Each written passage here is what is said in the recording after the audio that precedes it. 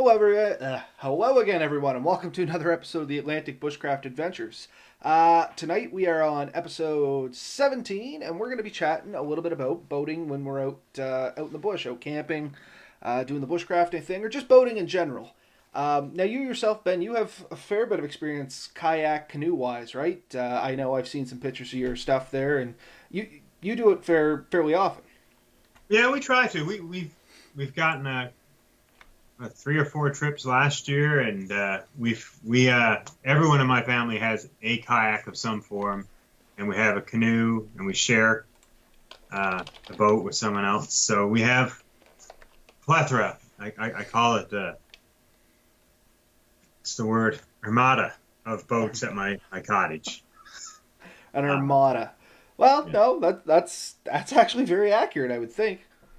We have, like, me and the wife have some 12-foot sit on tops. We have an 8-foot sit on top.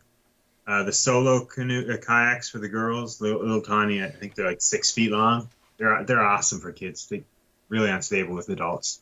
Don't ask how I know. I gotta uh, guess. yeah, I got a little 16-foot Upper Canada that we use for quite a bit, and they're all really great for camping. Like, a lot of advantages, and that's what I really want to talk a bit about, and a few disadvantages, things I haven't tried that we can discuss. But overall, it opens up a whole world that, by foot is oftentimes inaccessible or exceedingly more difficult, and it allows you to do, different things. I'm not saying it's better than hiking in, but it's definitely different. And one of the first camping trips me and my wife did was a hiking trip. And after we were finished in Keji, the first thing that kind of came in our mind is, if we did it again, I think we'd like to do it on a boat. Um, and it's because you can rest your legs. And that's fair. That's fair. That's like any kind of vehicle transport or any kind of vehicular system. You get that benefit of it's moving you and your gear, right? So Yeah. I know me myself. I've only been camping, I think, twice by boat specifically. I've done some boating, like with my old job. I used to have to do a fair bit of canoeing to get to PGIs and stuff like that. And Mel and I have taken, I call it a rubber dinghy, but I don't know what it actually is classified as. We've taken that out on some lakes and stuff like that while we've been camping. But I mean, my experience is limited. And we started to talk about this just before we came on air, and we decided to save it coming on air. I was saying I'm trying to decide if I want to get like a two-person kayak or a canoe, and I know that's a fairly it's kind of a common question for people looking to get into boating and camping. So I guess somewhere through this, hopefully you can shine some insight on that and maybe help me and maybe help somebody else out there too that's trying to make a decision in this case. So one of the things that I think about is the canoe has the yoke for carrying it. So you can get it up on your shoulder, and it's sort of fairly comfortable to carry. The kayaks don't tend to have that system. Now, I tried making one, and it's still sitting in a shed somewhere as an option. And it was a system that I could strap onto and treat it as a similar. So I made the yoke, and I took a couple of 4x4s on the end, and I could strap it on. And it's more awkward. You got to find the right location. You're carrying extra straps. And with a kayak, I find you're limited in space. For a canoe, you can take an oven. Like, I really could take like a little camping oven and stuff. It'd be a struggle to do it in a kayak. But the Okay. kayak, go ahead. No, I was going to say one of the reasons I've been looking at a kayak, and maybe you can straighten this out for me too, is the sheer weight savings of a kayak. Generally, they're a lot lighter, or at least the ones I've been looking for, because I'm semi sort of looking on a budget. Like I'm not on a shoestring budget, but I'm not looking to spend a gigantic amount of money either. No, Uh, um, I mean, it's all in what you want to pay, I think, and that's what I find, anyways. Like, I think our kayaks weigh in at around 60 pounds, 65 pounds. I don't think my canoe is exceptionally heavier for that, and it's something that two people can get into.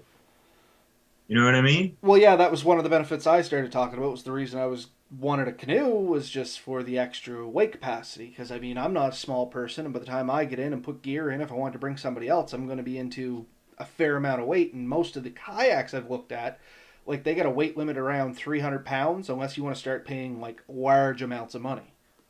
So we picked ours up on Amazon. I'm not touting Amazon as the answer, and honestly, the same kayak I don't even think is available on Amazon anymore. But it was I think it's Sun Dolphin Journey SS 12 foot.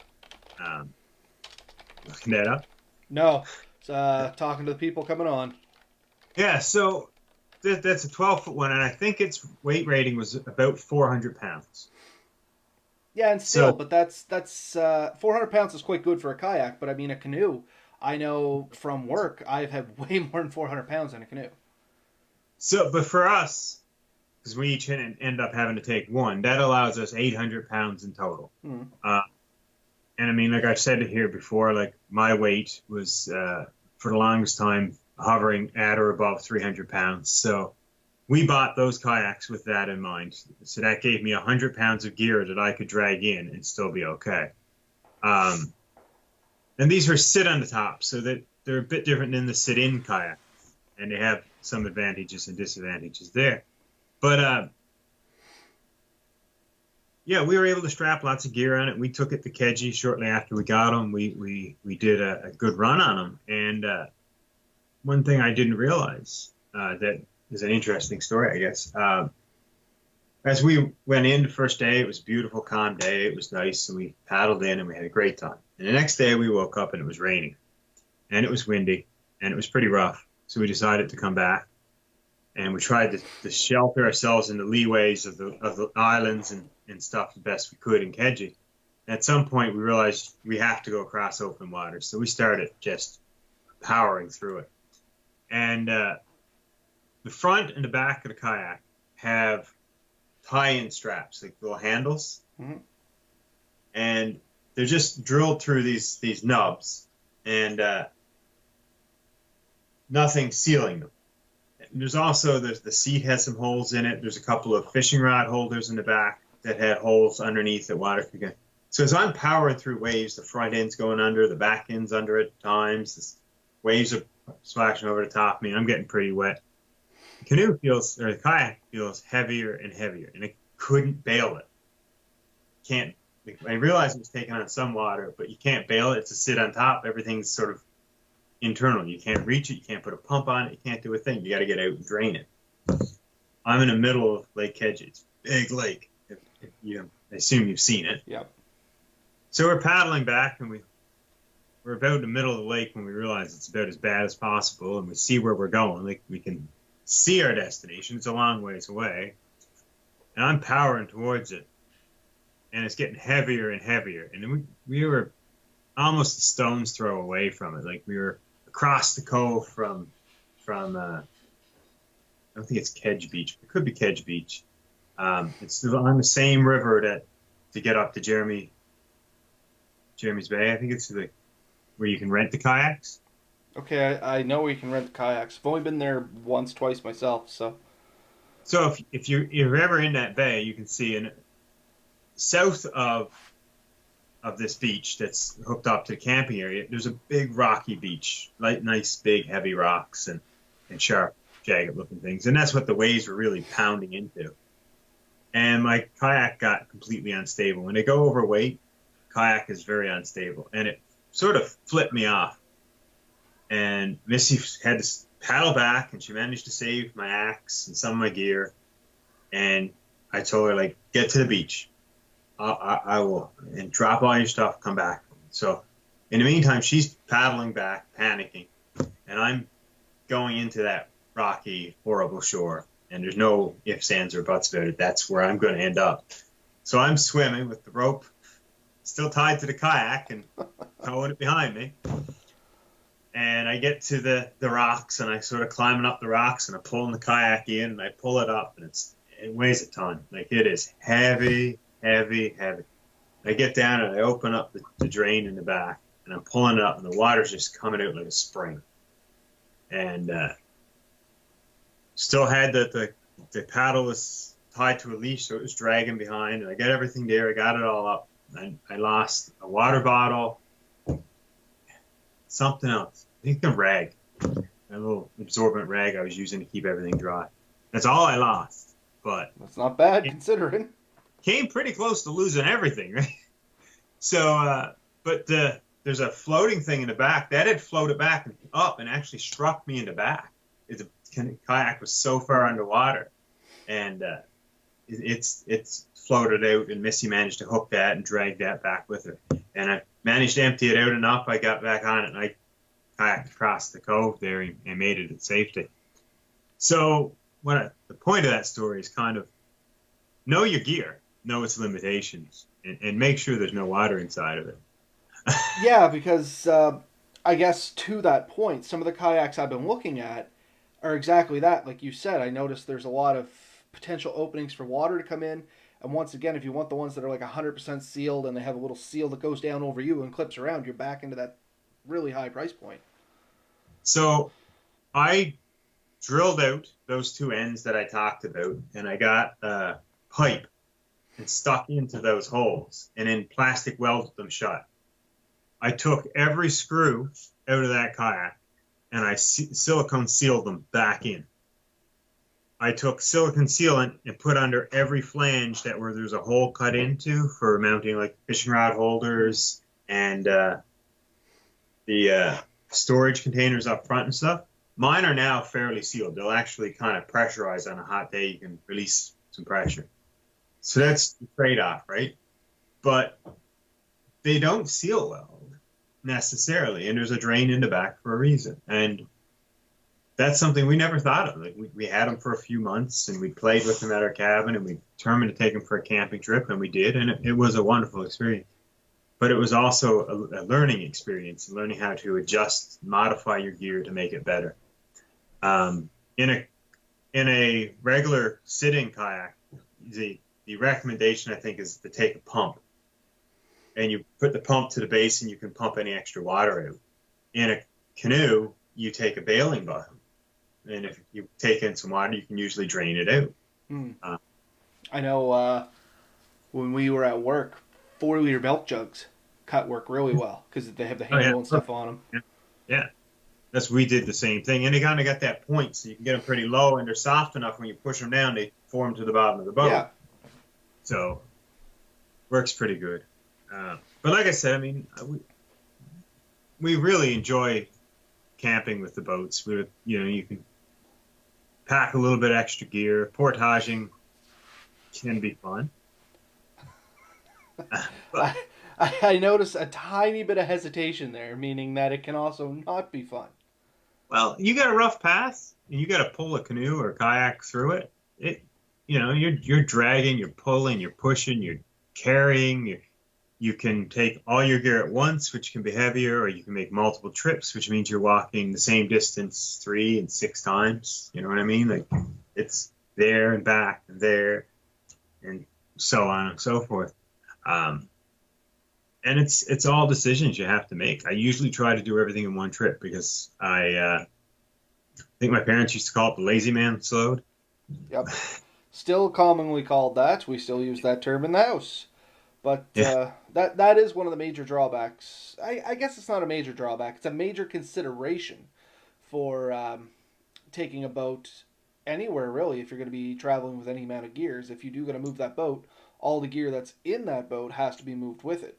And Yeah. that is some of the more on nice memories I have from when I was using the boat for work. Because we didn't travel with a lot of gear, don't get me wrong. We weren't going for we weren't planning to go for long periods of time. We always took enough emergency supplies if something happened.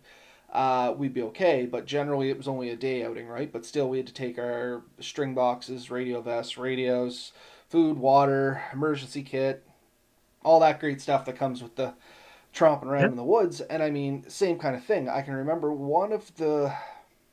I'm trying to think, it's up back at Higginsville. We put the canoe in on the road, and you travel up this little stream. And I say stream, but I guess it's technically a river anyway. And you travel up that, it hits a lake, you go across that lake, and then you got a portage for what's almost a kilometer. And then you drop into another lake and go to the other side of that, and that's where the PGI was to start. And I mean, that was always a nasty run for me. It was one of the things where and I wasn't traveling with much gear, but we had an old, I think it was aluminum canoe, and that son of a gun, or maybe it was fiberglass, but anyway, it was heavy. There was two of us, Matt and I, and it would take everything we had to get that sucker across the kilometer into the lake, cross, do our work, come back, and then trudge it another kilometer back through. Like it was a heavy, heavy, heavy canoe, and that was one of the reasons why I started looking at kayaks, because all my memories with canoes, the son of a guns are heavy. But I do know that they make them out there that are actually fairly light. But Oh I yeah, don't know what fairly light is considerable compared to like I can't even remember the name of the canoes we had, but I remember it was green. It had like oak for the ribs and the seats and all that, and then I think it was fiberglass. But I mean, it was heavy, amazingly heavy. you look at some of the Kevlar and more uh, exotic materials out there. You can get canoes, I think that range in the 40, 42 pound range, like that light. I mean, there's not much to I was them. gonna And say that's less than what my bag was when we went camping. yeah, yeah, like they, they become awkward more than heavy. But are they still durable with those weights, or do you really got to baby them? Well, there is your trade-offs, right? Yeah, they're fairly strong and they have a certain durability to them, but like when one of those fails, like my plastic canoe, I can bump into things, I can dent it up, I can scrape the sides, and I'll take a crazy carpet and a soldering iron and I'll fix the whole thing up. You never notice it was really damaged, and that makes it pretty durable and tough. Um, you take a sharp jagged rock and hit a nice Kevlar canoe, you could puncture that. Chances are it's going to crack right in half. You might puncture it and be able to put tape or something over it, but those type of materials tend to be really strong overall. But once they start to fail, it can tend to be more of a catastrophic failure. So there's your trade-off. I mean, lightweight, fairly strong, but it's not going to take puncture impact well. It's not going to take hard shock loads like other materials can. So it's a trade-off. So I guess bottom line is before making a decision on something like that, be sure to do your research and make sure that you know what you're getting into. Yeah, and it's great if you can try some. I mean, we didn't always have this option. We did. Me and Missy, like Missy owned a little kayak when I met her, and it was a sit-in one, and it was just like a little recreational one. It was pretty good though. She really enjoyed it. Shortly after we met, she got rid of it. I won't tell you why, but she would. And later on, we ended up getting our canoe, and we had that for a few years, and still have it. Then we got the cab, and we had the kayak because she wanted a kayak again. The sitting in ones worked well for us. And we've made trips with both. I've made trips with both. And they definitely have a lot of advantages and disadvantages to both, but they can all be really fun. And like I said, it opens up new windows of opportunity. I've been in New Brunswick. We did the St. Croix, is it St. Croix River? Separates New Brunswick and the United States. I work with a feller that has waterfront along the river there, and I think that's like an annual thing. They come in the spring and they barrel down the river or something, isn't it? Yeah, we took my canoe, my 16-foot. A friend of mine, they do it pretty well yearly, and they used to take 2 or 3 days and do it. They really enjoy it. So I joined him, me and a buddy of mine, and it's a bit of a funny story in itself. So me and my buddy, we'd never kayaked together before, and I'm being the larger guy and more experienced. I said, I'll take the back, you take the front. And we had to do the ferry the vehicles to the end. Mm-hmm. I'm sure you've done this if you've ever. So you get set of vehicles to one end, and you leave all your stuff at the other end. And Yep. so we had all this arranged. All the vehicles were on the end. I had to go down and ferry them. So I left all the gear and the canoe with my buddy and said, load her up. When I get back, we'll jump in. We'll head down the stream. So my buddy loaded it up as he thought best. And he really had the best intentions in mind. Never really, not a lot of experience at this. And not that I can really boast tons more than he had at the time. But when I got in the canoe, the back end is where he put most of the weight, and then me being much heavier than So him. you're kind of riding like this out of the water. Yeah, yeah, it looked like a speedboat just cruising, right? And we So weren't moving. So we had barely got out, got moving. And then people on the shore were yelling and screaming at us, like, you're sinking, you're sinking. And I'm looking behind me, and sure enough, the boat is literally, it's just the weight that's keeping the water out of just tumbling in. Like, if I could stop, it would have been below waterline. It would have flowed in. So, like, literally, I only had millimeters at the back preventing us from sinking. So, turned her back to shore and got in, and I took the heavy bags and put it right up in the back, and I took the light bags and put it just in front of me, and we leveled out some. Now, I'm not saying we leveled it great, because again, it was a disproportionate weight distribution, and you can imagine that it's still not great. And so for the rest of the trip, every time we really powered through, we'd sink down, and you could really, the front gain come up, the back gain went down, and we were always close to sinking. And my buddy is a bit more brave than I am in a canoe, and he wanted to do like all the rapids and stuff. And I'm knowing that we're half sinking most of the time, anyways, trying to avoid the worst things. yeah, not the best idea to do a boat that's So centimeters from the water line. yeah, so we're babying it most of the way down because I'm in charge. But he's like, we can do this rapid, and I'm like, no, you do not understand. Like, we can barely do flat water. But we're going down St. Croix River. We I think it was on the second day. It definitely on the second day. And there was a set of rapids. We couldn't really avoid them. There was no portage. We had to go through them. So we're going through. And I can only blame myself, really. There's a rock, and we brought up on the rock.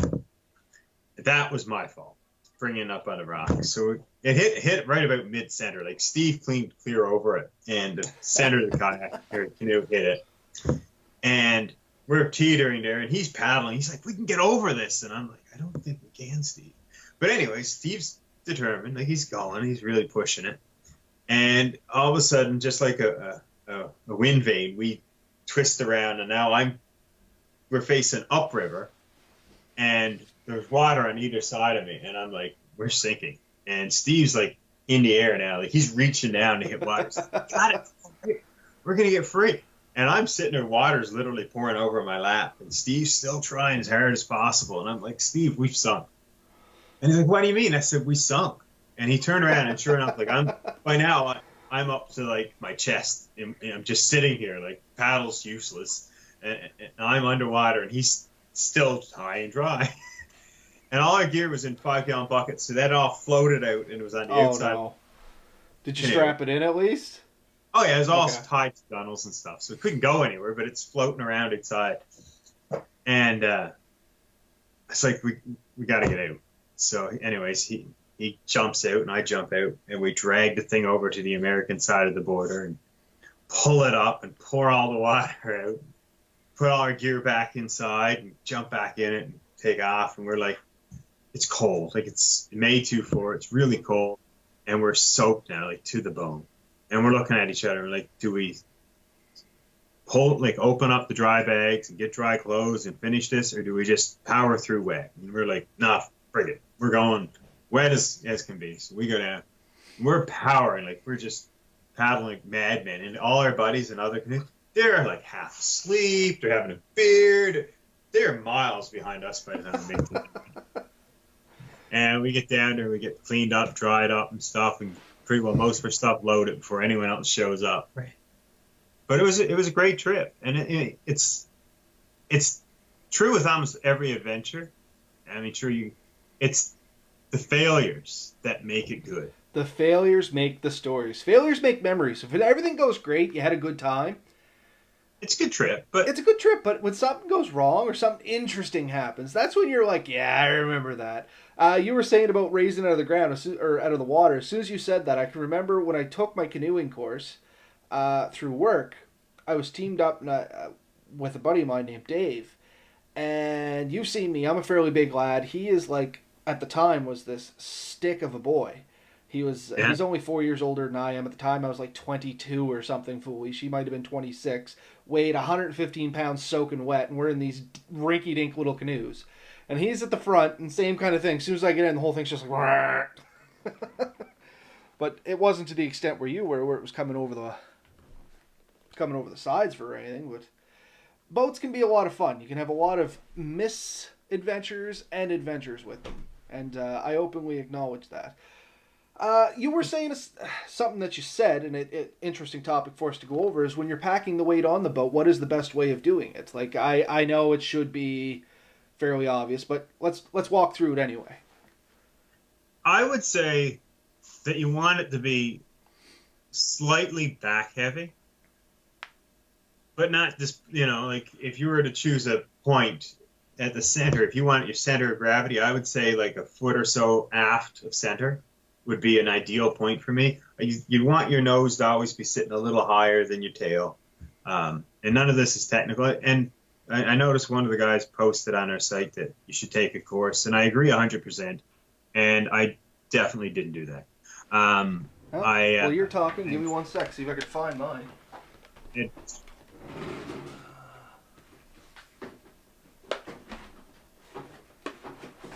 All right. I got the almighty book. I might have one here. See, I'm completely self-taught, and I learned really well from the School of Hard Knocks, and I am really good at learning that way because I make all the mistakes. Well, yeah. I mean, you learn. I'm a big advocate for you learn just as much from failures as you do from successes. As long as you didn't get hurt. And I rock at failures. But that is kind of the problem too. Like I've probably put myself at risks that were unnecessary, and I wouldn't recommend anyone do that. But I've also, like, my daughters all have kayaks, and I mean that's down to like when they were 2 and 3. I'd stick them on a kayak. Here's a paddle. Go. And they figured it out. Now I have them there, and they have life jackets, and we roped off an area around the cabin so that they knew to stay in a certain confine. I am still listening to you. I'm trying to get this patch moved so it can be seen. Flatwater canoeing skills level C, whatever that happens to mean, is what my training is. Awesome. Way better than mine. Now, don't get me wrong. This was a company. We did hire. Well, now I just closed it, but there was a company that came in to teach us this. But you have to imagine this was a handful of us going out to learn these things. Who was it? It was Paddle Canada. Paddle Canada put the course on. And you have to realize, I don't actually know anymore what level C is. Maybe somebody can post up. But all of us at work when we took this course had a good time. I'll leave it at that. We may have gone over or under the instructional intentions. I'm not sure. I don't know if the instructor even knows. But there is actually a good picture of it floating around somewhere. I can't remember where it is anymore. But it was a good course from what I remember. I mean, it wasn't yesterday now. We're talking like literally 2004, 2005 kind of territory, maybe 2006 at latest. But I'm pretty sure like Mech and there's a few other places, they put on workshops, and probably Paddle Canada or other groups. I know there are groups around that put on workshops 2-3 times a year for sure, where you can meet up, try out gear, and I highly recommend if you have those opportunities, take them. Like, get out there and try these things. They are a blast. Their newest toy is one of those SUPs, stand up and paddle. I think I may have. I don't know if I showed you some photos of that. You haven't showed me. You have talked about it a couple times. It's on my Facebook page. There's anyone who wants to look me up. It's kind of I'll probably friend almost anyone. I don't have a lot of secrets, and the ones I do have, I don't put on Facebook. Let's go with that. Yeah, you're not going to find them easily. But yeah, it's another toy out there. I'm learning as I go. I fell in the other weekend. I have a little wetsuit I was wearing, so it wasn't so bad. It was cold, but not too bad. And it's a great bit of fun. I've watched a couple of guys on YouTube that are doing camping trips on these SUPs. And the interesting thing is, I think my SUP weighs less than 30 pounds. So that's not bad at all. Oh, it's 11 feet, I think. So what's the potential of carrying gear on these things? There are tie-down points on it. there's like you can put there's these D-links on the back of ours. I think you can get some with ones on the front too. So they recommend like you can go on them with like a friends or a family member or a dog. Like a lot of people take a dog on one. Like they'll sit up in the front. My dog would. I got a little mutt. I think she weighs somewhere around 30, 35 pounds. She's big for her weight. Like she's tall and lanky. Mm. Uh, but she'll crawl in the front of our canoe or in our kayaks, or I'm sure she'll jump on the sup. I think she may have tried already. Most of us are too nervous yet to take her. But that's another fun subject there, taking pets on boats. Uh, Just going to I interject 1 second there, Ben. I don't mean to cut you off. Troy Miller, I know you don't have the comments up. He was just saying, what are our thoughts on the stand-up boats? Well, that's what we're actually speaking about now, Troy, is the SUPs. Those are basically stand-up boats or stand-up paddle boards, whichever way you want to look at them.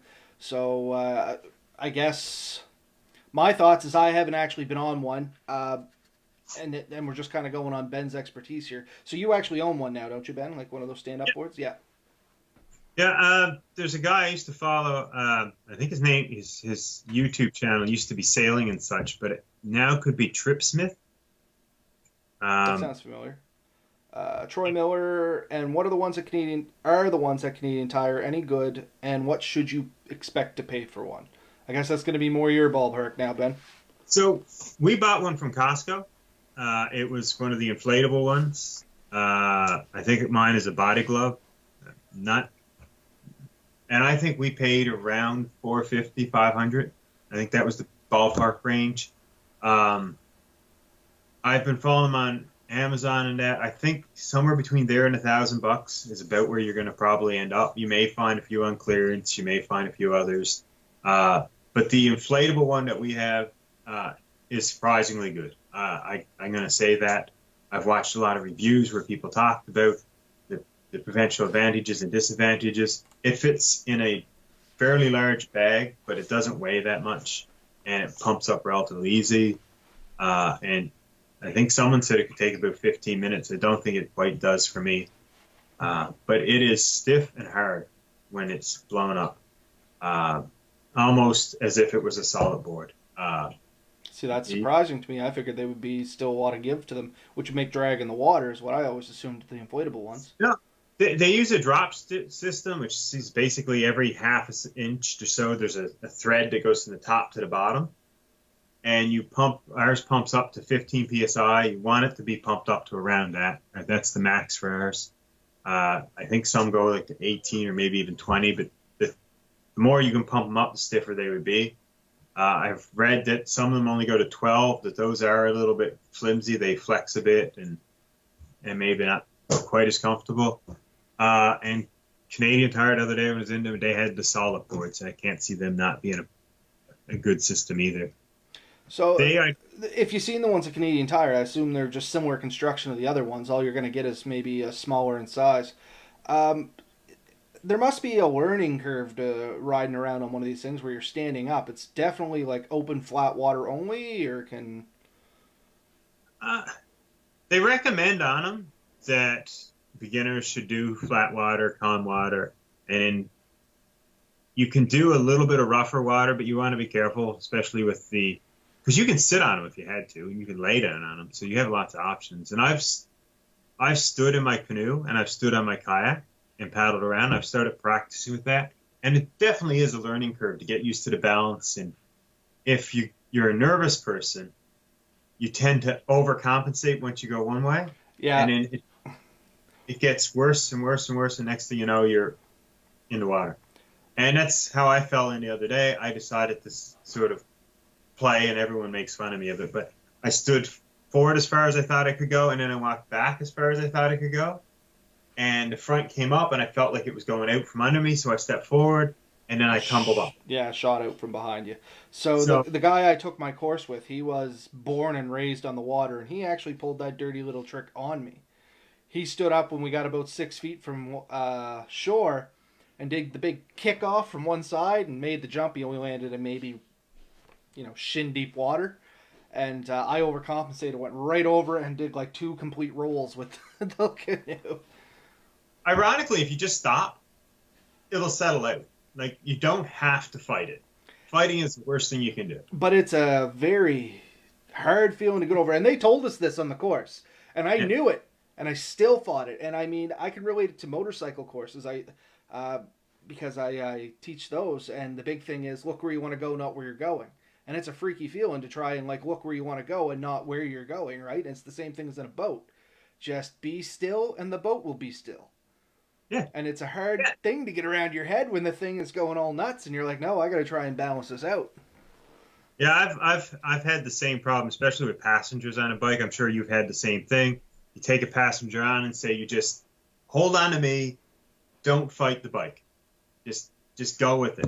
And so many people, when you start to lean, they go the other way. And you're Yep. like, you just want to haul back and hit them, right? Like, It's stop. it's You're so right. common. I've actually gotten more used to when people do it Oh that yeah. when somebody good jumps on the bike with me, it goobers me up for the first like 2 seconds. They think I'm trying to like get my knee down, and they're like, "Why are you turning so hard?" I'm just kind of expecting you to fight it, and you're not.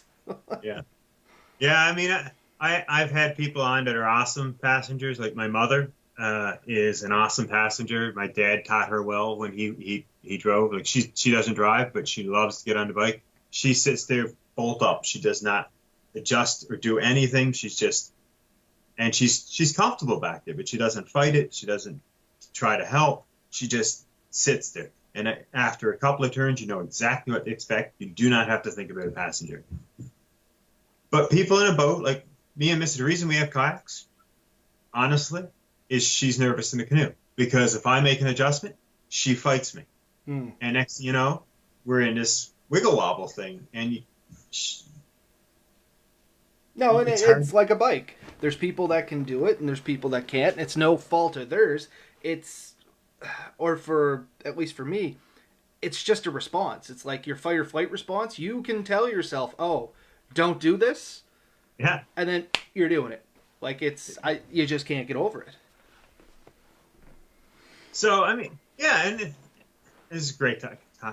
I enjoy this. But yeah, these are the things that to kind of learn, like how to pack your boat. You want to keep everything dry. Like I said, we used the bucket method. That was one of my early methods. Now we use dry bags. Mhm. I have some big ones, and we keep in there.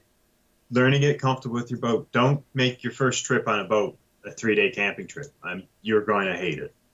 I guarantee anyone who says, I think I want to try canoeing camping and never been on a canoe before, never loaded one before, and you start going, you're not going to pack right. You're not going to be comfortable. It's going to be harsh.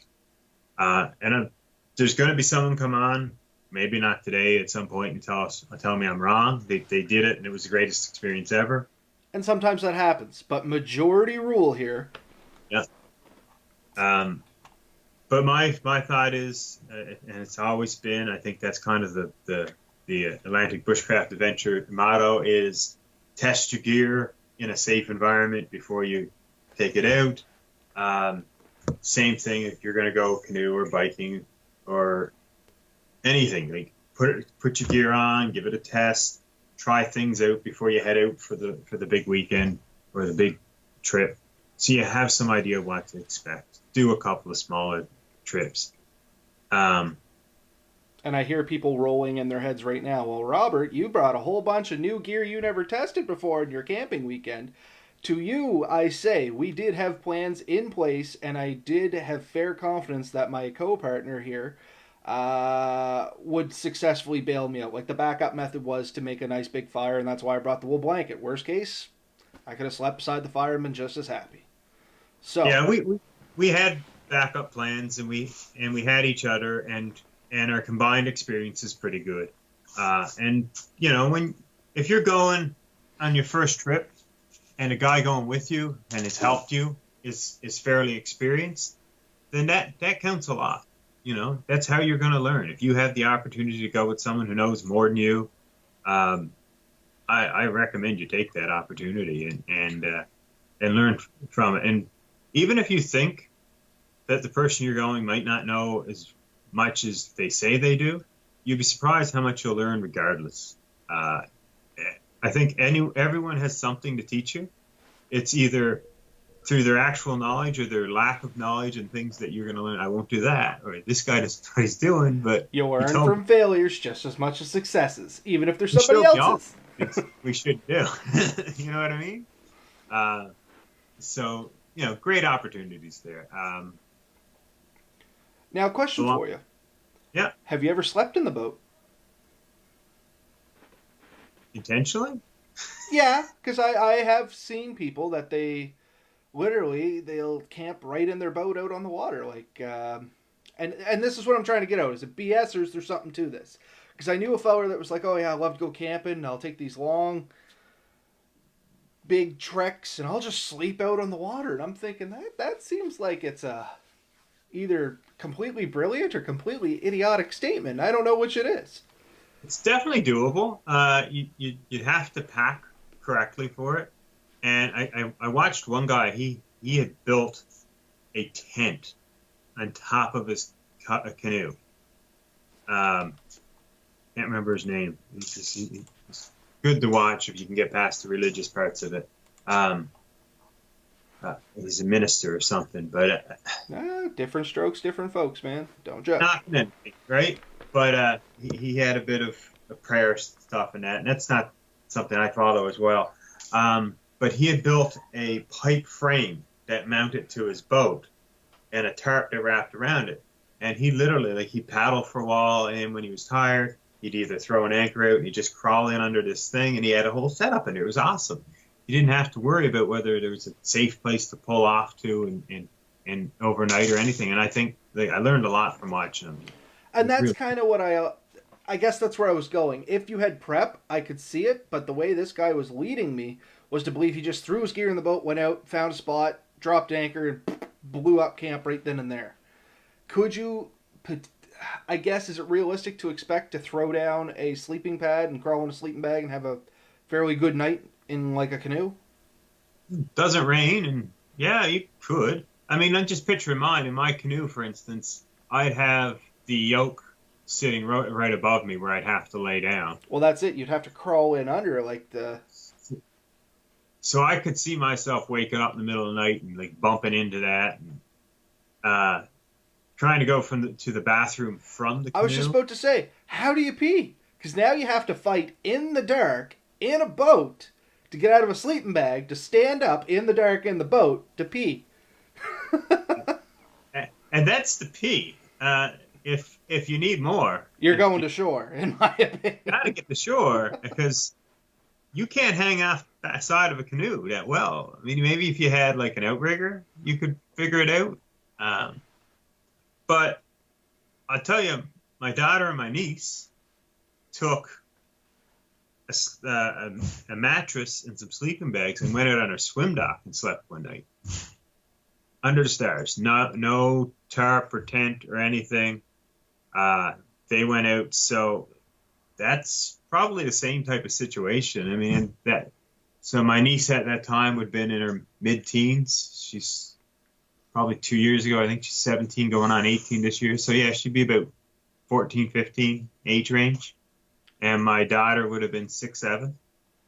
And they had a blast. I guess the follow up to this would be when the sun comes up, would you not get barbecued?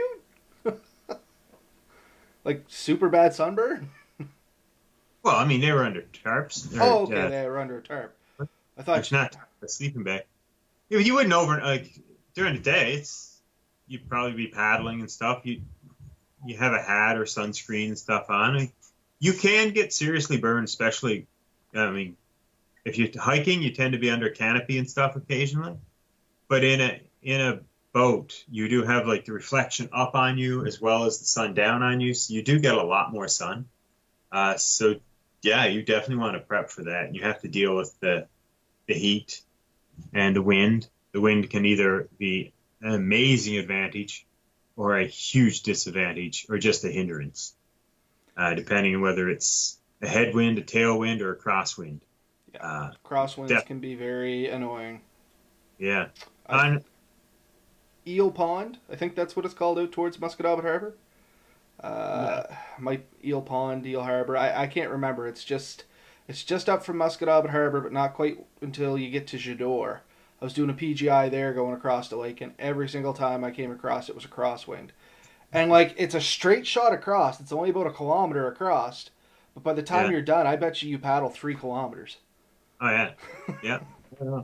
I have had some winds that were fighting me. Not an overnight trip, but I took the same niece I mentioned earlier. We were out to Irwin Lakes there by Truro. There's a little cabins and stuff you can rent there. So we were there, and I brought my canoe and said, "Let's go for a canoe." So we left and we went out, and the wind came up, and it was blowing us down the lakes. So we went with the wind for a while, and when I turned around, all I could do by myself was match the wind. I couldn't beat it, and I'm like telling her she has the paddle because her paddling was the only thing that was making the difference. Mm. I could hold us in position, but I couldn't move us ahead, and she was starting to panic and lose it. So I had basically a panicked passenger who was really worried we were going to get pinned, which was not a big deal. We could have just walked ashore and came back for the boat later. And what we eventually ended up doing was getting closer to the shore, because usually the wind isn't quite as bad with a bit of, if you're close to one side or the other. And we made it back fine. But yeah, the wind can be a challenge. And the father-in-law tells an awesome story. They were down in one of the southern lakes in Keji, and they got up one morning and the wind was just pounding them, hard to move. And I think they were stuck there for an extra day. And the next morning the wind was going the opposite way, and they actually took their life jackets or the jacket and put the paddles in it and held them up like a sail. And it just pulled them right to their destination. And a trick I want to try, and we've talked about, you can buy sails for canoes and kayaks. I was not aware of that. That's an interesting concept. Yeah, they're neat. You just hook them. They're just like a square of material, and you hook them to your gunnels, more or less, and you flick it up. It's like a loop on it, like a hula hoop. Yeah. And you just got a couple of ropes, so you pull it back, so it's more or less straight. And as long as you got a tailwind or get caught into that shape, you pull yourself along. But a lot of people tell me the big golf antennas, or not umbrellas. Yep. You just take one of those, fold up to next to nutty, just pop it out, hold it up, let the wind catch it, and it'll pull you around the lake. Question for you, Ben. Yeah. You got one of those? Boating license? Yeah, the Bushcraft operator's card. Is that required for running a canoe, do you know? Not to run a canoe. Okay. Now I'm a little rusty. I figured you would know. I do have one. It's required if you have a motorized boat, for sure. And I think there's a couple of like gray areas in there where you probably want to check out the rules. But like if you put a trawling motor on it, you may end up Needing a pleasure operator's card. And that's where I was, because I know some canoes have a flat back and you can get a motor on them. Like a small motor. I'm pretty sure I do have one. I hope I have one.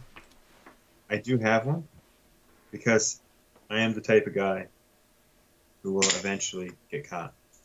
Oh, for sure. And I have, yeah. Yeah, so you got the updated one. There's mine. Yeah, so I picked mine up a few years ago. 2014. Oh, God, When was mine? I think mine was in 2000. I don't think they expire, do they? Nope. Mine was issued in 2009. My dates are actually getting a little worn off. At some point, I'll have to do something like that. Well, I stuck mine in a binder. It doesn't do me much good over here, I suppose, now I get thinking of it. But... Well, so we have a 14 Sorry, or 2003 is when mine was issued. It was issued in September. So, yeah, so we have a 14 or 15 foot aluminum boat at the cabin with a motor. And it's definitely an appropriate size motor for the boat. Um, and I'm serious. Okay. It's not overpowered or too heavy or anything. It's a lot of fun. And so we definitely have the licenses. And I think me and Missy both took them. Um, and yeah, it's good to have, And especially that's like just where it. I'm It's good to have, and it's not expensive. now. I think you can sign up for the courses and you just write the test and they'll send you the thing. Um, and I probably couldn't pass the test if I took it today. If I seen the buoys or whatever, I'd have to look it up. Yeah, I'd have to. You can get the boating guide, I think, somewhere. I think it's free. I think you can download it online. Can't remember now. But in any case, Generally, I figure everyone has the right of way but me, and I'm almost always going to be in the smallest boat possible. So I'm going to be able to sort of be out of their way anyways. I try to avoid it. There's actually a float plane that occasionally lands on our lake. So I try to not spend a lot of time out in the middle. Um, in case he ever does come by, I don't think he can outmaneuver me, nor can I get out of his way in time. I got one for you, Ben. Have you Yeah. seen the fold up canoes? I Yes. meant to ask this way back when we were on topic, but I wanted to make sure I asked you before we jumped off too, because I know we're coming up on 50 minutes. But what's your thought on these fold up canoes? Have you ever tried one? Are they any good? Because this was another idea I thought in the back of my mind as a scheme. Never tried one. They look pretty good. There's a fold-up canoe and there's a fold-up kayak too. I think made by the same or a different company, and the ones I've seen are made from almost the same material as the election signs, Yep. that corrugated plastic. If I think hard enough, I'll probably remember the names. But I think they're based out of BC, one of the manufacturers. Anyways, no, they look pretty good. I'm sure they have their limitations. Well, I think we're back to that. You got to be dainty with them. I mean, they're fold up. They're meant to be ultra light, ultra compactable, and ultra portable. So you're gonna get that trade off again. But I've often wondered if they're also ultra sinkable. You know what I mean? I imagine the weight limit on them is pretty I'd low. say I would say they're surprisingly durable, just from the type of material they're made of. Like I don't think they puncture easy, and I think they could take a little bit of an impact. I think you'd be surprised at how durable they would be. My main concern would be the folding, but I know they're well tested because I've watched videos where they show that they make every fold like 1,000 times to see if it'll break, and they don't. And I don't know if they could be reinforced if they did start to fail. Um, and they fold up into like a bag that can basically fit under your arm. I mean, they're still like 3 feet by Yeah, but three they're feet. not big. They're meant for like throwing in the back of your Jeep or something Yeah, like that, aren't they? I think it's 3 feet by 3 feet. I'm guessing at this, and they're probably about 6 to 8 inches thick when they're folded up, and they like an origami type thing. They fold right out into a fully usable watercraft, which is awesome. Um, and if that's I mean, they got the inflatable versions, they got that version. If that's what you need because of the vehicle you have or what you can, I mean, more Well, I'm power thinking to they'd you. be great for a four wheeler. This is the other thing I'm trying to think off when I have get a boat.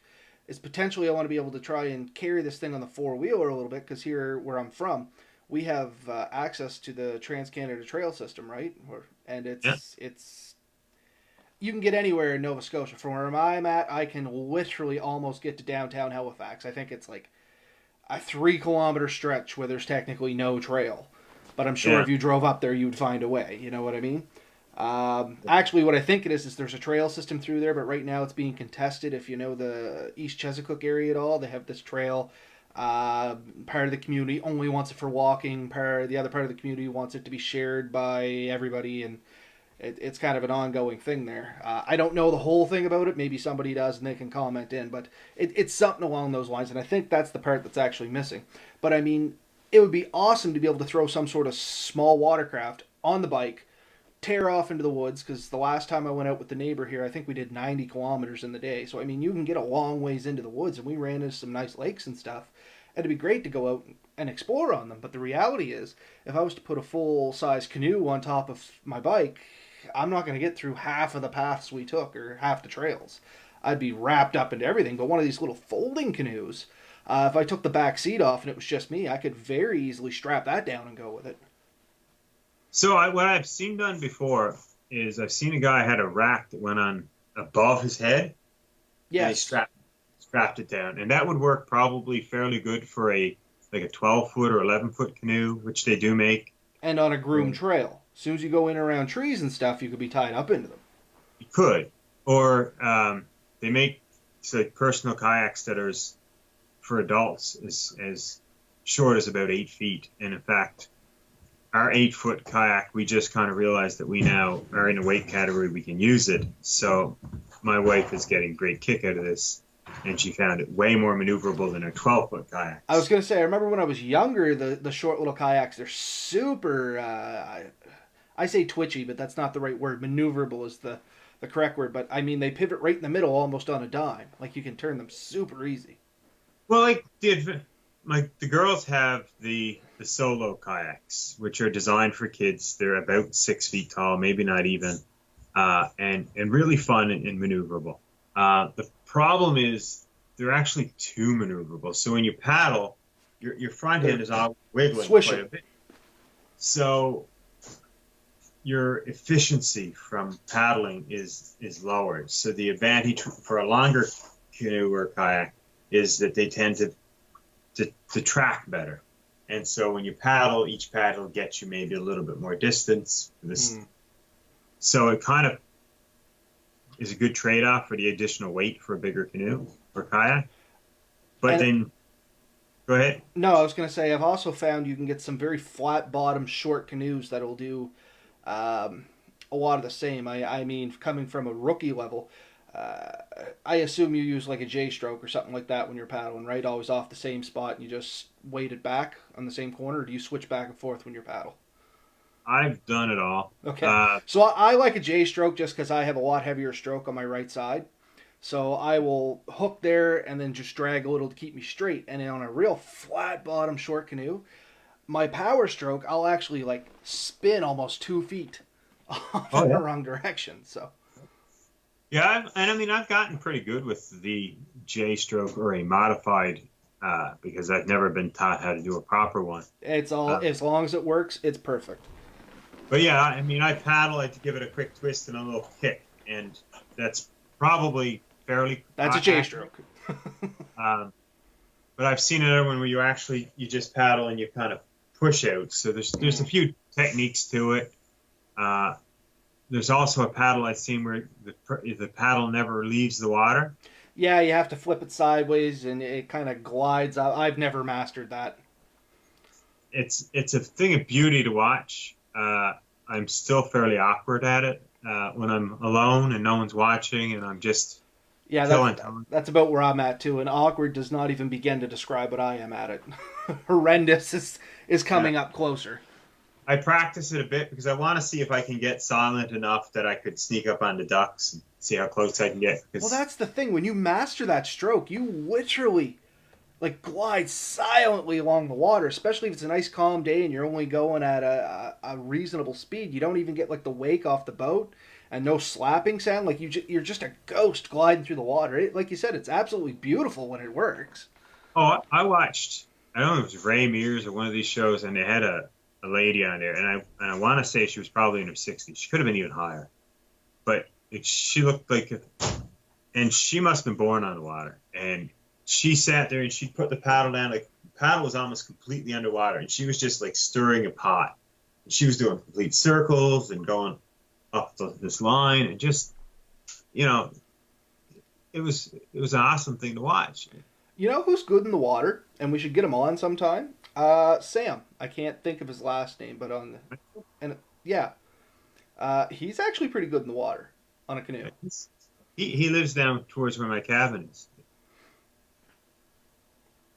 His parents' property's not far up there, and he Okay. also does a lot of demonstrations from the Merc, I think they call it. Uh, Merc. My wife's not far. In Merc in Bridgewater. It's firelighting and stuff. Yeah, it's I've watched some of his videos and I know what you're talking about. It's where they do like the. Yeah. It's almost like the primitive living where they're, but it's not the Yeah. primitive. I can't remember what it is. Anyway, if anybody wants to check it out, what was his last name? Wenzel, I think it is. Witzel. Yeah, I'm not going to say that right. So go check out Sam. He is on YouTube. He's on Nova Scotia Bushcraft. He has his own YouTube channel. He does guided tours, I think, where he's from. Great guy, super smart. As a band, I think. I Yeah, and heard he about. plays. He's great at guitar. He was one at the first NSB gathering. He was one of the ones that was like strumming around the big bonfire there at night. So yeah, look him up. Tell him we sent him. Sent you to him. Either we'll get some brownie points or we'll get tore up. Wow, just got darker in here. Not darker, but you definitely got yellower. You got the Simpsons hue over you. You putting that light back on? But yeah, go check out Sam. He's great Look with at all there. that stuff. But David Lake came in here, and Dave would actually know what I was talking about with the shorter kayaks. Where we're from down in Marigamish, there was a fella that used to hang out with us, part of the Shore Road Boys. His name was Jay. I won't say his last name, but he had a couple of not canoes, kayaks, and we'd always. I'll be right back. I Yep. gotta fix this lighting. Fair enough. We'd always borrow the kayaks from him, and we'd be touring all through Marigamish Harbor and River there. But that's where I actually got a lot of my very first experience being out in the water, paddling around and stuff like that. Was when I lived down in Marigamish and I was still in high school. So I don't know if you're listening there, Dave, but do you kind of remember all that stuff there too? Uh,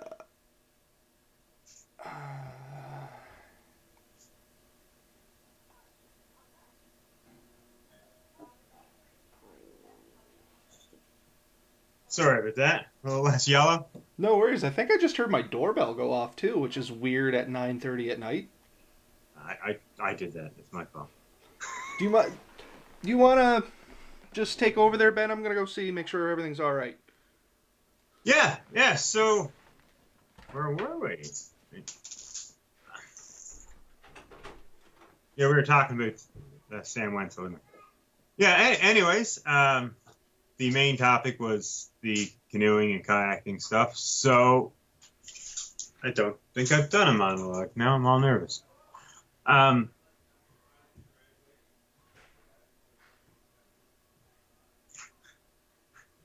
Yeah. So I think the end result for all of you is that it is worth trying. There's some beautiful lake systems here in Nova Scotia that are definitely worth checking out. And you have Tobiatic, Keji, Tangiers are some big ones. There's a ton of beautiful rivers. I hear people talk about doing the Shuby Canal run, which goes almost the Truro, from Halifax to Truro. So any of those would be a good run to try. And they give you some different options, many without any portage. Oh, I hear someone coming. No. Have we got any comments?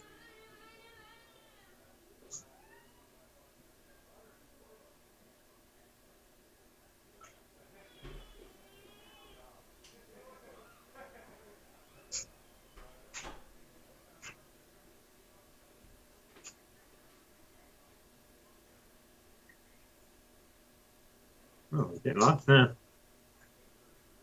Probably telling me to stop looking at my comments.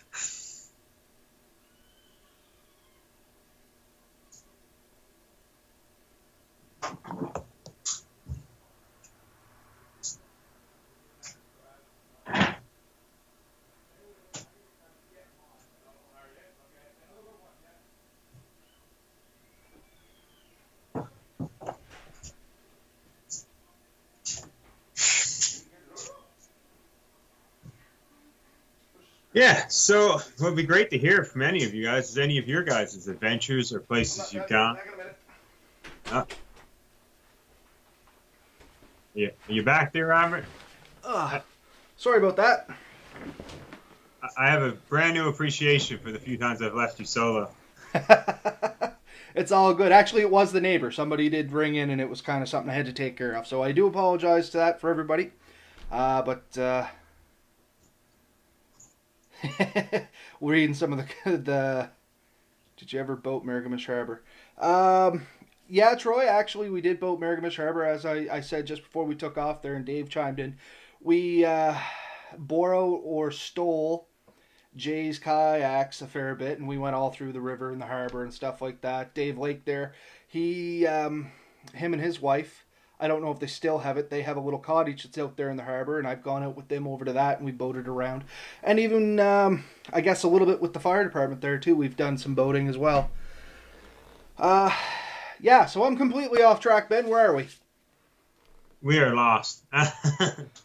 But not A all place we those who never wander are enjoyed. lost, and not all those that are lost want to be found. But no, I was just kind of summarizing, and I know we've been at this for a little while. It's been going quite well. But yeah, so, it's a great option. I mentioned that, there's a lot of places here in Nova Scotia. You got Tangiers, you got Topiatic, you got Keji itself, the Shuby Canal Run, I Yep, think that's a is. good one. We did Lake Panook a few years ago. That was a pretty good one. It's a super long lake that goes pretty well from Windsor right down to Chester area. Nice. I Um, know down through Trafalgar and all of that, there's a bunch of lakes hidden off in the sides too. They're apparently marvelous for kayaking and canoeing and all uh, that. and not all of them involve the port, like the portages. Some you can get in and go, and I mean, and you can make any trip yours, your adventure, how you want to do it. You can do loops. You can just go out for the day and come back. Um, and I've taken kids as young as 4 on overnight canoe and boat trips, and had a blast. Like it is fun for all ages. Like, and some people might say too young, too old, whatever, but I don't think that's necessarily true. You just have to adjust your trip to accommodate what your crew or your companions are capable of. One of the best ones we did was in Keji. We went and hit one of the closest islands from one of the beaches. We paddled out there. We actually towed the girls in their own boats and spent 2 nights in one campsite. Had a blast. That sounds like it'd be a ton of fun. Troy's asking where you're from. I'm going to let you answer that because you can get as specific or as non-specific as you would like, Ben. Where I'm from originally, or where I'm from now? Where I live now is a good question. I think he's looking for where you're at now. Where I'm at now, I'm north of Halifax and south of Truro, near Milford Station, I guess would be the best answer. But since I've kind of thrown it out there, I'm originally from central Newfoundland, a small town called Buckens. And on that note, tons of lakes in Newfoundland to go explore as well. That is a bit of a dream of mine. I grew up on Red Indian Lake, which is a gorgeous lake, and it's a dangerous lake. There's not normally a lot of boating traffic, and I think there's more now than there ever was when I grew up. And a lot of people in the area have been somewhat nervous of the lake because there's been a few drownings. Everyone seems to know someone who's lost someone on that lake. But it's close, I think, over 50 miles long. It is a big lake. It's at its widest point, it's a few miles across, and it's like an ocean when you're looking at it in some spots. I would love to do the length of that lake, go in one end and come right out the other end. And if anyone who's really interested in joining me on a trip like that, we could discuss it someday. It would probably take us a while to do the logistics. If I ever get a boat, we'll talk. Yeah. But yeah, it's a relatively uninhabited lake. There are cabins along that lake in different spots and stuff, but there's a ton of beach area that I had a cabin on that lake. A buddy of mine had a cabin miles down that lake, and I walked miles and miles of that beach, and it's a gorgeous beach. There's some massive fish in there, and it's one of the places I'd love to hit. But there's Grand Lake in Newfoundland. There's some massive lakes in Newfoundland, and I think there's a guy who just canoed, kayaked most of the way across the island of Newfoundland. I can't remember his name, but I'm not sure. he documented the whole thing on YouTube. That'd be a good one to go check out. Then maybe I'll look it up for my downtime. Yeah, if I come across it, I'll send it. You can throw it on our page or whatever. But Canada wide, like, canoes built this country for what it is today. If you talk about the pioneers, some of the first Europeans to come over, that's how they got inland and stuff. You talk about the natives, they built their own canoes and kayaks over the years, and that's how they explored, hunted, moved their villages when they needed to. That's how they lived in this land. I mean, the waterways were the original highways through this country, and it's an amazing way to experience something that's hundreds of years old, really. Yeah, and because you mentioned that was something in the back of my mind, and I didn't know how to put it into words. That's actually a real good point. There's something very surreal and primitive about boating that kind of connects you to a world gone by. I know that sounds stupid and corny, but it's very true in my eyes, anyway. Well, it's very true, and I've followed a few podcasters that a couple that I think it's Northern Journey or something like that. I was just telling my brother about it, where the two young guys from, I think, Minnesota went all the way to the Hudson Bay, up through like the Red River and through the Lake Winnipeg and right on up through. And their talk about this and their experience is amazing. And there's a couple of young girls that did the same trip. They were on the same podcast and talked about their trip and journey and the things they learned and the things they've seen. But you get so far away from things. And the one that I've always loved, and I'm sure you've experienced this anytime you've been in the woods, but the loon. You get up and you hear that loon calling, and it's such a peaceful, but sorrow sound. Just sort of sets you in a moment, right? It's. I know she's not on right now because she's in the bedroom watching something else while I'm doing this. So I'm going to pick on Melissa a little bit. When we started dating, one of our first dates was we went camping with a buddy of mine, and it was supposed to be his girlfriend at the time. She couldn't make it, so anyway, it ended up being the three of us. And we were out on Indian Lake, which is up top Weaver's Mountain. And it's a fairly big lake on top of Weaver's Mountain. It's not gigantic, but it's an okay sized one. And anyway, I remember hearing the loons and beavers and stuff like that going to the water, thinking that it was so great.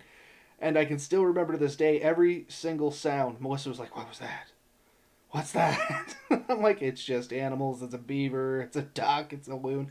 And once you know what they are, it's very soothing sounds, very peaceful sounds, very harmonious sounds. I guess if you don't know what they are, they can cause confusion and chaos in a very short amount of time. But it's like you said, it's something you can't really describe more than you just experience it, I guess. But I mean, and you mentioned noises and stuff, and I think back to just at my cabin. So I hammock a lot at my cabin. It's one of my places for testing gear and stuff. And I've been there myself at night in a fairly familiar area and heard things hit the water that don't sound right, that I can't place. And I've convinced myself that it's a beaver. I've convinced myself it's ducks jumping in the water. I've convinced myself that someone threw a large boulder in the water because that's the only thing that can make that kind of splash and clank noise. But I don't know. Like, I have a swim dock that's about 100 feet off from the shore, and I swear something fell off of that one night. And there shouldn't have been anything on there. So you get weird noises near lakes and stuff. And we found, even near your that campsite we did, that the river played tricks with their ears. Yeah, we were both looking at each other and be like, "Huh, what was that?" Or at one point I thought I heard people talking. Yeah. Yeah, we heard voices. We thought the water was boiling when it was nowhere near boiling. You could hear the rocks moving under the water, which kind of is a really weird sound sometimes, and other times it's not near dead silence there, except for a general roar. So yeah, even experienced people will hear things and be unsure and unfamiliar, or people left the same experience as me, I guess. Somebody might say, "No, I've never had a surprise. I know everything." It's not me, my sir. I can tell you that. Because I still remember sitting at that fireplace, and you see me look up and start looking around. You're like, "What are you looking for?" I'm like, "I thought I heard people talking." Yeah, no, I heard it too. It's like voices just down the river, and we'd look, and there was no one down there. There's no sign of anyone. It was kind But of eerie at certain points because you thought you'd hear like animal noises that just didn't make no or, like any kind of sense. But I mean, never scary. Don't get me wrong. Like, not oh my god, what is that? It's just kind of like, what is that? Like, you could you could almost understand though how somebody might believe in fairies and stuff. Like if you're in the woods and some of the sounds and stuff you hear, like well, and never hear. matrixing's a real thing. Like, it's a scientific thing. If you're staring off into a darkness that just has shadows and stuff, the human brain or human psyche tries to pick out common details. The most common one is the human face. So that's Yeah. why people see faces and stuff like that, right? It's a phenomenon called matrixing. And you tie that together with like the sounds we were hearing. Oh yeah. Oh yeah. Especially Yeah, if you have those little wood sprites stuck up in the trees everywhere. that's my fault. I'm Yeah, sorry. that's fine. That's actually pretty neat. I'm looking forward to going back and seeing him. So, Yeah. Someone posted a cool one on the bushcrafting site the other day that he went back like 2 years later and it's weathered and stuff. mm, That's these are pretty cool. yeah, maybe we'll Um, try in a few years' time. See how it lasted. yeah. I think this was in a live tree, so you had the sap and stuff coming through. It's really Oh, cool. sweet. Um, but yeah, I don't know if we've covered this topic completely. We've definitely discussed quite a bit about it. But the reality is it's definitely an avenue and it's not a new avenue. But we did bring up the sup paddling. I think people making trips on those is kind of new. And it's something I'd like to try at some point. Um, the weight is pretty reasonable. You definitely have to take a pack that you can throw on your back, but it's still going to be awkward to carry around. But there's a decent handle in the middle of mine, so I don't know if it'd be too bad. Uh, but at about 35 pounds, It's not bad. Like I said, that's really not bad. I uh, That's kind of what I'm looking for is a sub 50-pound boat. So maybe you want to sup. a sub. You know what? The more you talk about it, the more I'm wondering about it. One of those inflatable ones might be pretty neat. But You want to try one out, buddy? yeah, we may be talking later. But we are coming up on an hour and 20 minutes. I do know I ran off for a few minutes there, so we probably went over a little further. Yeah, But we didn't have dead air when I was there, so you can edit that. You can just edit those few minutes out. Just pretend that didn't happen. that's fine. I'm sure you did great. Um, I didn't. but like you said, we only really touched on this subject. It'll be something that we talk about again in the future. It's a very wide, broad subject. I mean, we could talk all day on it, but I think we covered a lot of basic key points. Yeah, I hope the viewers like throw some questions up and ask things and connect with us. And I think we discussed this a little while ago, and maybe I'm out of turn here, and we hit it a bit on this one, but we're gonna eventually start talking about taking kids and camping. I know we have a guest speaker that may show up for that. Yeah. So we'll keep that in mind. I know the guest speaker is pretty excited, so that's pretty cool. So And we'll be talking about that too. Yeah, maybe next week. It wouldn't be a bad Yeah. one. I think I can prepare for that. Can Yeah, you prepare for so that? yeah, get ready. This is an interesting character we may bring on here. So hopefully you like this person and see how that goes. But yeah, let's wrap this up. We'll talk again soon. Generally next week, is it not? Yeah, I was about to say, generally once a week we talk again, usually around 8:30 every Wednesday, if I had to pick a number out of my head. But, We are this one in July for sure. which weekend in July are you going to miss? Uh, Or which week? 17th. Okay, Uh, that'll be a quick one. but It'll just be me going, hey guys, have a good night. Click. But, we, yeah. we could record something. Anyways, all topics for later. Guys, same as every time. Get out there, try stuff, report back to us to how it worked. Yeah. Anything you've seen or tried, you want to learn something about that we may be able to help, please bring it to our attention. If there's anything you think you can teach us, we are more than willing to learn. Always willing to learn and listen. Always. And and if you have some challenges, we'll take them seriously. And we still think about building a bushcraft chair as soon as we get a good opportunity. Yep. I'm actually I'm gonna be Oh, cleaning some brush around my house, so I may be giving it a go. We may be connecting over video and figuring this one out. But yeah, perfect. so that's it for me. I appreciate all your experience and knowledge on the subject, Ben. I did rely heavily on this one because my experience is limited. If anybody does have some questions, Ben is a wealth of knowledge when it comes to being on the water there. He has canoes, kayaks, got the stand-up boards there. I'm sure any questions you have, he'd be more than willing to answer. You can get a hold of him either through the channel here. If you write a message in, it's great. Or I think it's podcast at atlanticbushcraft.ca is Yeah. the email address if you're more comfortable using that avenue. Or just look Ben up on his own Facebook page there. I'm sure it sounds like my neighbors are enjoying their graduation.